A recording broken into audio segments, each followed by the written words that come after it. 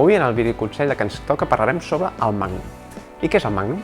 Doncs bé, bàsicament el Magnum el que són dues ampolles de vi del que normalment acostumem a comprar ficades en una. Per tant, la capacitat d'aquesta ampolla més gran és de litre i mig. Pot semblar molt, però en definitiva són dues ampolles.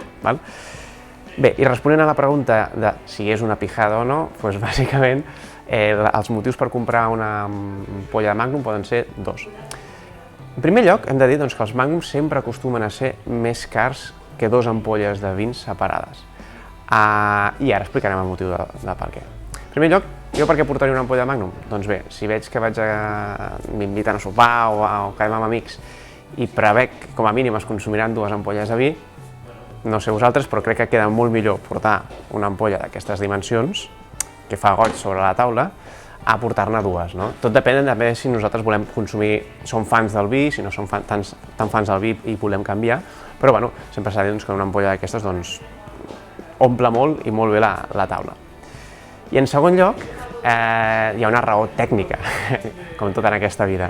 Si ens hi fixem bé, el diàmetre de superfície dels dos colls d'ampolla és el mateix. Què ens trobem amb això? Doncs que la quantitat d'oxigen que ens trobem dintre de l'ampolla, és a dir, la distància en la que queda el vi fins al tap, és exactament en el Magnum que en l'ampolla tradicional. Per tant, què ens trobem? Doncs que la proporció, en termes proporcionals d'oxigen, és molt inferior en una ampolla Magnum que en una ampolla normal i corrent. El fet de tenir litre i mig de vi versus 0,75 ens fa que la proporció d'oxigen en un Magnum sigui inferior i que, per tant, aquí està la clau, tingui una millor evolució en el temps. Això què vol dir? Doncs que per vins de guarda, com podria ser per exemple aquest vi o reserves o grans reserves, si la nostra intenció és la de guardar-lo un temps, doncs un vi evolucionarà molt millor en una ampolla Magnum que en una ampolla normal i corrent. Per tant, si la nostra intenció és aquesta, jo recomano comprar el Magnum. Per això diem que el seu preu no és el mateix que multiplicar dues ampolles normal i corrents. Aquest plus és precisament perquè és una ampolla que en el pas del temps pot incrementar el seu valor a causa que té una millor evolució en el pas del temps.